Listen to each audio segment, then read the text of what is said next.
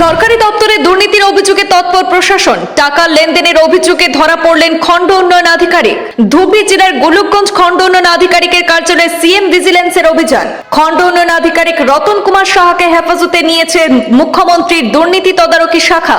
অমৃত সরোবর প্রকল্পের নামে এক ব্যক্তির কাছ থেকে 15,000 টাকা গ্রহণ করার অভিযোগ। এমজিএনরেগার কমিশনের দাবিতে সাধারণ মানুষকে হয়রানিরও অভিযোগ উঠেছে।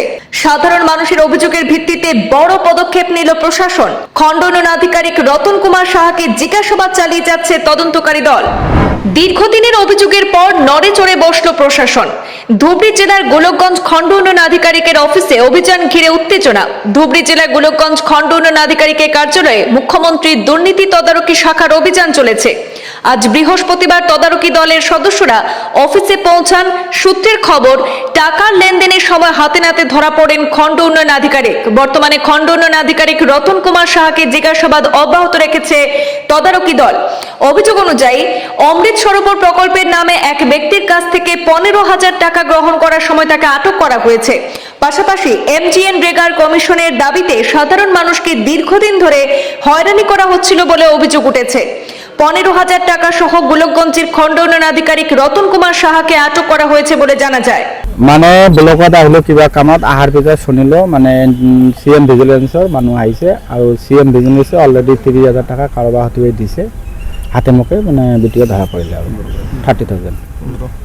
কি কামৰ পৰা লৈছে এইটো নাজানো, কামটো কিহৰ কাৰণে নাজানো, কিন্তু এমটি মানে সিএম ভিজিলেন্সৰ পৰা টকাটো লৈছে আৰু সিএম ভিজিলেন্সে হাতে মুখে ধৰিছে। গতিকে এইটো কাৰাপশ্যনে হয়। বৰ্তমান কি চলি আছে? এইটো ভিতৰত কিবা ফুটপোজ কৰি আছে। মানুহজন কি আগৰ পৰাই কৰাপশ্যন? আগৰ পৰা কাৰাপ্টেড, মষ্ট কাৰাপ্টেড ভিডিঅ'। সাধাৰণ এটা জব কাৰ্ড খুলিলে 100 টকা লাগে। অফিচৰ মানুহে কয় মানে বিডিঅ' ছাৰক 100 টকা দিব লাগে। এতিয়া ধৰক 11টা জিপি আছে, যদি পাৰ জিপিত 100কে জব কাৰ্ড খোলে 10,000 টাকাকৈ 11টা জিপি 1,10,000। আৰু জব কাৰ্ডৰ কিবা ডিমাণ্ড হ'লে তেওঁ 1% লয়। এতিয়া সে আপুনি এজ পাৰ কেলকুলেশ্যন 4,320 টকা হয়, মানে 4,320 টকা তাক দিব লাগিব, 20 টকাও কম নলয়। তেনেকুৱা কাৰাপ্টেড, বহুত কাৰাপ্টেড। 15 ফাইনেন্সৰ পৰা 25% লয়। আৰু আপুনি মানে যদি আপুনি সদে কয় না মইতো একো পইচা নলওঁ, ছেক্ৰেটাৰীক নিদিব, এই এনেকুৱা ধৰণৰ এখন মুখত দুটা কথা কয়। ক'ত ক'ত অভিযান চলিছে?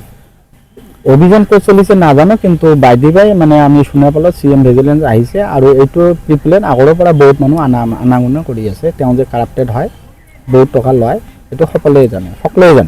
ভিডিঅ'জনৰ নাম কি আছিল? ৰতন কুমাৰ সাহা। কোনখন ব্লক?